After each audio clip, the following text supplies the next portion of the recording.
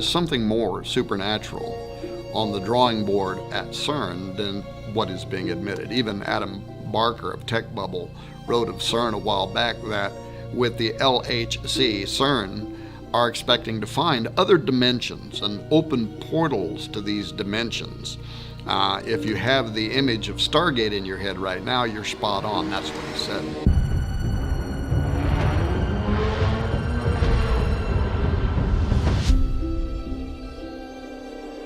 And then he went on to draw parallels to the biblical story of Jacob's ladder.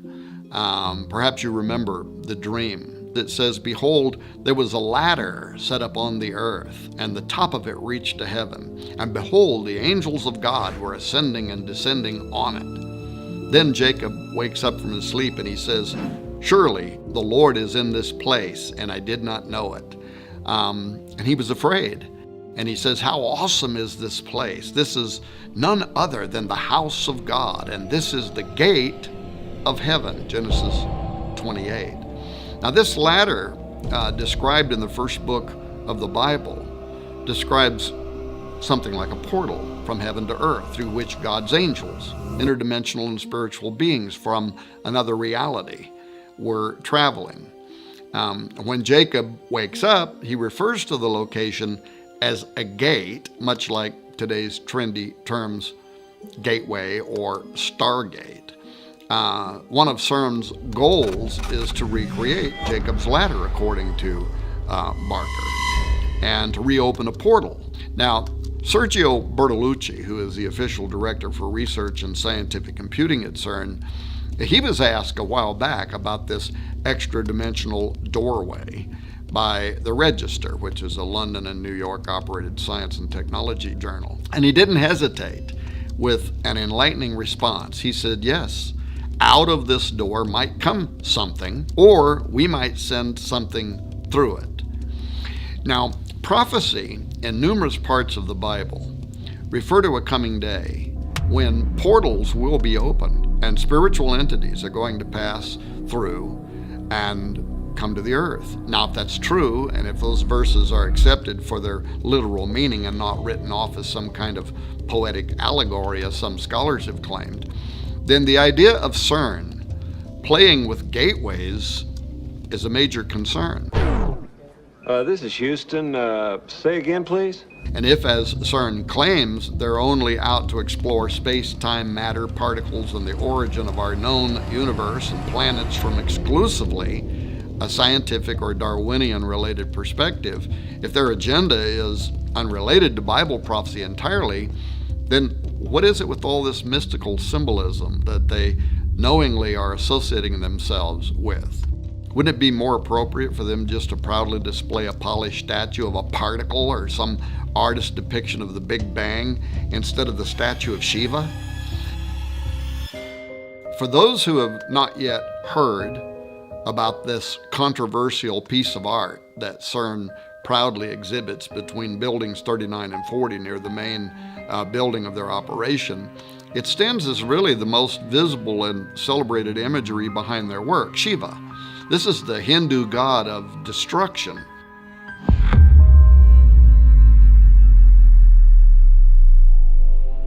In 2004, the government of India, which has had a long-standing friendship with leaders behind the CERN project even before the completion of the Large Hadron Collider, they gifted CERN with this bronze work of an art depicting Shiva as Nataraja, the lord or sometimes king of the dance.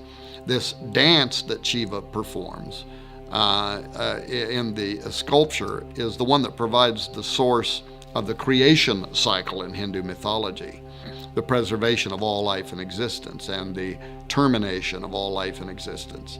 The Rudra Tandava is a dance that especially displays Shiva's sadistic personality as he rains down the ultimate destruction upon a weary planet.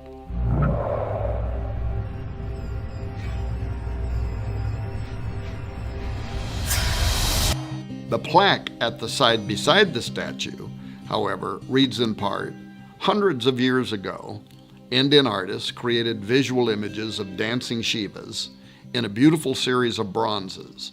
In our time, physicists have used the most advanced technology to portray the patterns of the cosmic dance.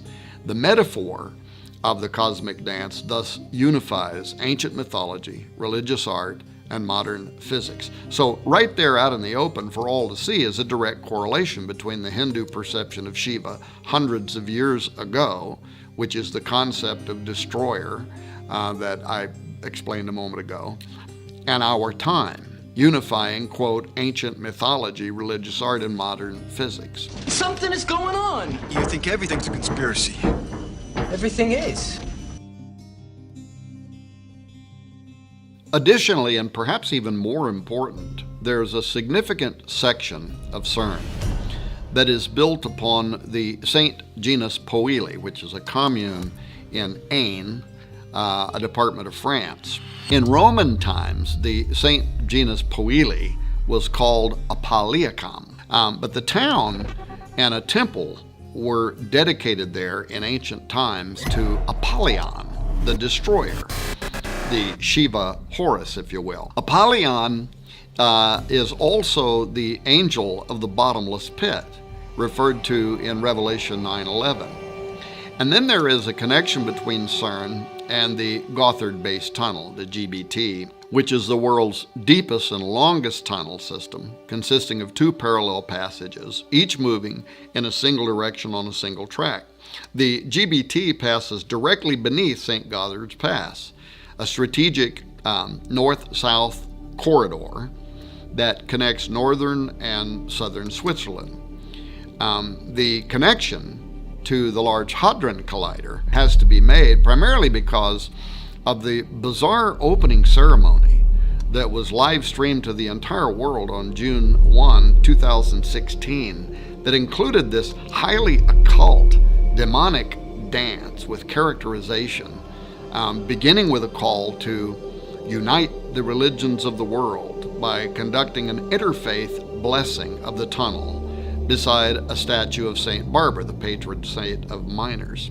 Following the blessing at the statue of St. Barbara, the press, along with visiting dignitaries, also paid tribute to the 9 miners who had lost their lives during construction of the tunnel.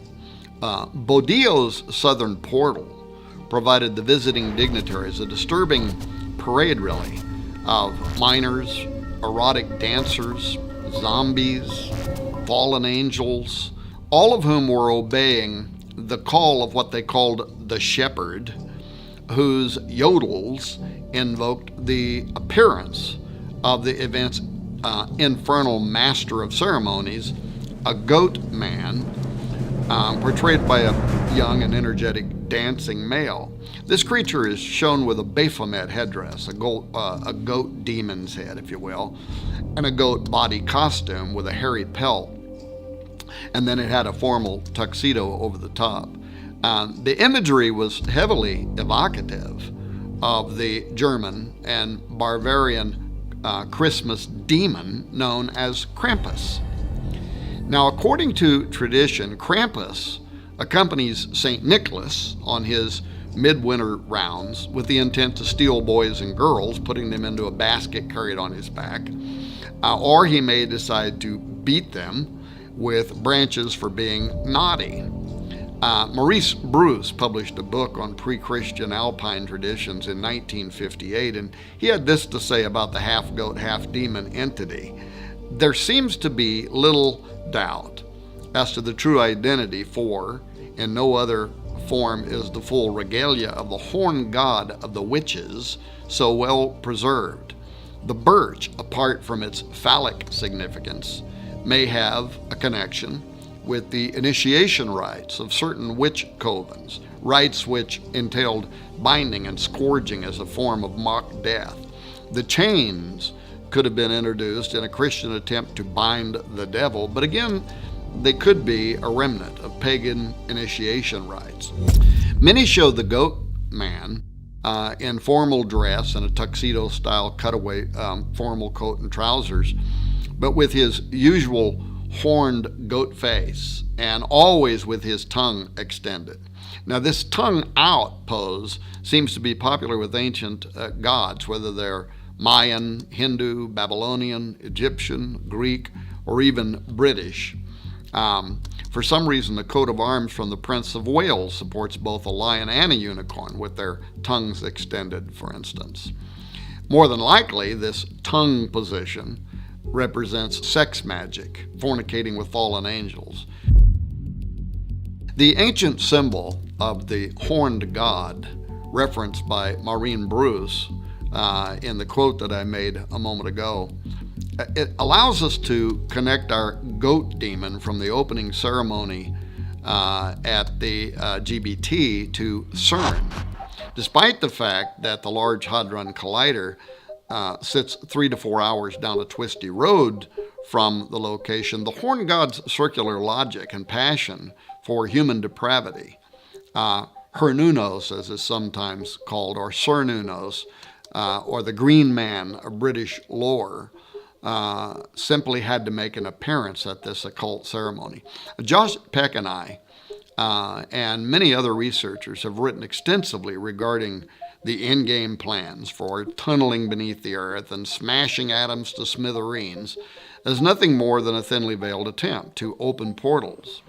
But the opening ceremony at Gotthard made it clear that these portals are intended to do something else, and that is to release demonic entities. The twin tunnels of the Gotthard base tunnel commence with twin portals on a single track. These northward and southward journeys symbolize the death cycle of the Green Man, who dies in the fall and winter and rises in the spring summer. The tunnel ceremony was all about sex rights and rebirth, leading to a new world order that's a complete reversal of the Judeo-Christian design. This included the triple goddess and the horned god, along with human sacrifice and a return to pagan worship, all of which lie at the center of this nauseating ritual play, which you can probably still watch on YouTube. Dancers dressed as miners climbed this rock face, and they dug into the earth, so to speak, to unveil what was beneath the earth, a great machine formed from human arms that rotated and churned into various shapes and design, many of which resembled the Large Hadron Collider at CERN. Once this opening was achieved, the miners stripped off their orange jumpsuit attire and took up arms. That is, they used staves to perform a dance routine that looked like warfare. It was this forensic dance that aroused a giant. So clearly, the endeavor connected to CERN is far more than Switzerland's braggadocio about an engineering feat. The connection between CERN and ritualistic summoning of a sleeping giant, the horned god of Cernunnos, or even Melkart. Both are types of the rising, dying god, and Melkart slept for half the year, which may be why Elijah told the priests of Baal to call louder because he might be sleeping. Of course, I can only speculate, but I note the connection between Nimrod, Apollo, and Abaddon, Apollyon at CERN, and the history of the region are all highly curious. Apollo was worshipped by the Romans of that area, as well as the Greeks and in central France. Apollo was equated with the Celtic god Atep Omerus. These two characters were combined to create Apollo Atep Omerus, which can be translated as great horseman or possessing a great horse. In the Celtic belief, horses were closely related to the sun. The interesting thing to note is the connection between this idea of Apollo being associated with horses in France, where part of the LHC and CERN resides, and what the book of Revelation states about Abaddon, where it says, "And the shapes of the locusts were like unto horses prepared unto battle, and on their heads were as it were crowns like gold, and their faces were as the faces of men, and they had a king over them, which is the angel of the bottomless pit, whose name in the Hebrew tongue is Abaddon, but in the Greek tongue hath his name Apollyon. End quote. I also note that Revelation chapter 9, after describing how these devil worshippers will be judged during the Great Tribulation period, it ends in verse 21 saying, "Neither repented they of their murders, nor of their sorceries," which is the Greek pharmakia, "nor of their fornication, nor of their thefts." Now, pharmakia is the word that describes the ancient occultic effort to use mind-expanding drugs during rituals in order to open a doorway for making contact with unseen supernatural entities. So, given these descriptions, is it possible that CERN will have something to do with the opening of the bottomless pit described in Revelation 9?